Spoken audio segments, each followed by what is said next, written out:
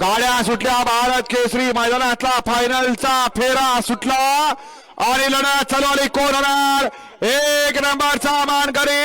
सुंदर अशी लढत चालू आहे आडीदरीचा सामना चालू आहे अतिशय सुंदर शेवटच्या क्षणाला कोण टाप टाकतोय आणि टाकला टाप रनावा ड्रायव्हर शेंद्रेकरांनी